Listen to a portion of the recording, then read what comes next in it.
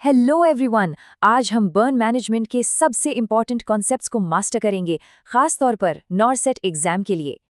तो चलिए शुरू करते हैं। अगर आपको ये कोशिश पसंद आए तो medtalk_19 को लाइक, शेयर और सब्सक्राइब करना मत भूलिएगा। चलिए अब सीधे टॉपिक पे आते हैं। ये है हमारा आज का गेम प्लान। हम बिल्कुल सिस्टमैटिक तरीके से आगे बढ़ेंगे। सबसे पहले प्रॉब्लम क्या होती है, फिर उस प्रॉब्लम को नापते कैसे हैं, उसके बाद उसको ठीक करने का प्लान क्या है, और आखिर में प्लान काम कर रहा है या नहीं ये कैसे देखेंगे। ओके, तो सबसे पहले आइए सबसे अहम कॉन्सेप्ट को समझते हैं जो नॉरसेट एग्जामिनर्स का फेवरेट होता है, फ्लूइड शिफ्ट। ये एक क्लासिक एनोसेट क्वेश्चन है। हमेशा पूछा जाता है कि एक बर्न पेशेंट के इनिशियल आवर्स में हीमेटोक्रिट क्यों बढ़ जाता है। इसके पीछे का क्यों समझना बहुत जरूरी है। तो होता क्या है, जैसे ही बर्न होता है बॉडी का एक इमीडिएट पावरफुल रिएक्शन होता है। जो ब्लड वेसल्स हैं उनसे फ्लूइड यानी प्लाज्मा लीक होकर आसपास के टिश्यूज में जमा होने लगता है। इसी वजह से सिवियर ईडिमा या सूजन आती है।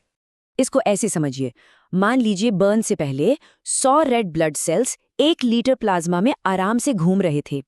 अब बर्न के बाद प्लाज्मा लीक हो गया और सिर्फ आधा लीटर बचा, लेकिन सेल्स तो उतने ही हैं।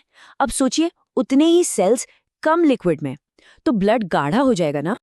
और इसी प्रोसेस को, इस गाढ़ेपन को हम कहते हैं हीमो कॉन्सेंट्रेशन। प्लाज्मा कम हो गया, इसीलिए रेड ब्लड सेल्स का प्रोपोर्शन बढ़ गया, और यही वजह है कि हेमाटोक्रिट की वैल्यू शूट अप कर जाती है। सिंपल। चलिए अब हमें प्रॉब्लम तो समझ आ गई है। अब देखते हैं कि बर्न हुआ कितना है, मतलब नुकसान का अंदाजा कैसे लगाया जाता है। इसके लिए यूज होता है रूल ऑफ नाइन्स। ये एक क्विक और इजी मेथड है टोटल बॉडी सरफेस एरिया यानी TBSA को एस्टिमेट करने का। ये टेबल बिल्कुल याद कर लेना है।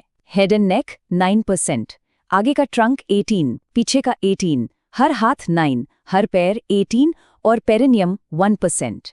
चलिए इसको एक टिपिकल एग्जाम क्वेश्चन से अप्लाई करते हैं।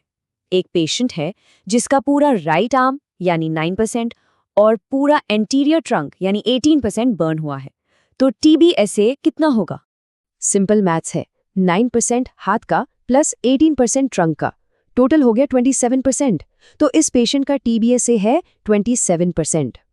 ओके, अब हमारे पास TBSA का नंबर है। अब हम इस नंबर का इस्तेमाल करके पेशेंट की life saving fluid resuscitation plan बनाएंगे। और ये है इस पूरे टॉपिक का स्टार, द पार्कलैंड फॉर्मूला। इसको बैक्स्टर फॉर्मूला भी कहते हैं। ये फॉर्मूला बाय हार्ट होना चाहिए।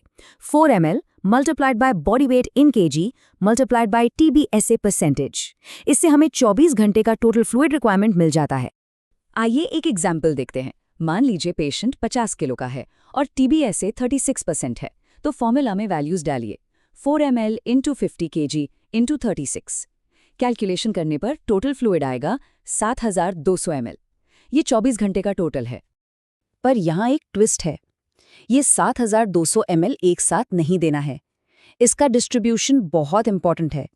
टोटल फ्लूइड का आधा यानी 50%, जो कि यहाँ 3600 ml है, वो देना है पहले 8 घंटों में, और बाकी बचा हुआ आधा अगले 16 घंटों में। ये 8 और 16 घंटे का रूल बहुत ही क्रिटिकल है। चलो, प्लान बन गया, फ्लूइड भी स्टार्ट हो गया, लेकिन हमें कैसे पता चलेगा कि जो हम कर रहे हैं वो काम भी कर रहा है या नहीं, पेशेंट रिस्पॉन्ड कर रहा है या नहीं? और ये है एक और हाई यील्ड नॉरसेट क्वेश्चन।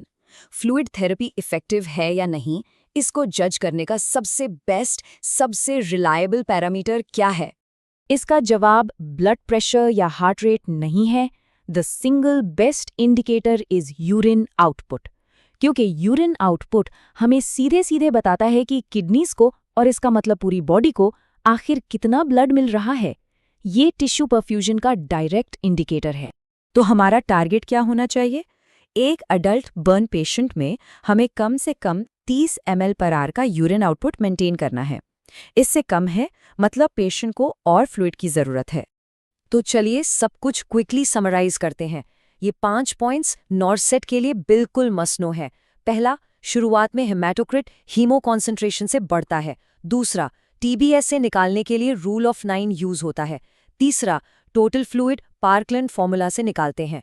चौथा, आधा फ्लूइड पहले 8 घंटे में देना है और 5वां सबसे बेस्ट इंडिकेटर है यूरिन आउटपुट, जो 30 ml पर आवर से ज्यादा होना चाहिए। ये सारी बातें आपको एक मजबूत फाउंडेशन देती हैं, लेकिन हमेशा याद रखें, फॉर्मूलाज और नंबर्स सिर्फ गाइड हैं।